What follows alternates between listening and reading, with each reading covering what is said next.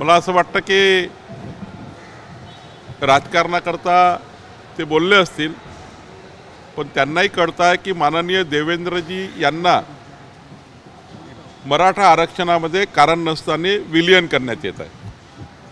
प्रकाश आंबेडकरजीला ही माहीत आहे की मराठा आरक्षण देण्याकरता जे शरद पवार साहेबांनी 40 वर्ष करू शकले नाही ते देवेंद्र फडणवीस साहेबांनी करून दाखवलं। मराठा समाजाला मोठ्या प्रमाणावर योजना देवेंद्र फडणवीस सरकारमध्ये आणि आता एकनाथ शिंदे सरकारमध्ये, आणि त्यामुळं प्रकाश आंबेडकर जे बोलतात ते खऱ्या अर्थाने त्यांच्या राजकारणाकडे त्यांना बोलावं लागतं। पण देवेंद्र फडणवीसजी हे मराठा समाजाच्या संपूर्ण विषयामध्ये प्रामाणिक आहे, त्यांची भूमिका ही प्रामाणिक भूमिका आहे।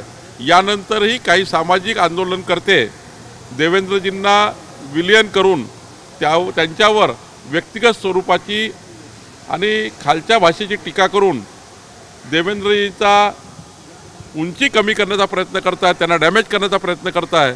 पण महाराष्ट्राची जनता मात्र देवेंद्रजीच्या कामाला पूर्वीपासून त्यांनी मान्यता दिली आहे आणि देवेंद्रजींनी जे 5 वर्ष मुख्यमंत्री म्हणून काम केलं आणि आताही काम करतात आहे, 14 कोटी जनतेला महाराष्ट्राचे विकासाचे महामेरू म्हणून देवेंद्रजीच्या पाठीशी जनता उभी आहे।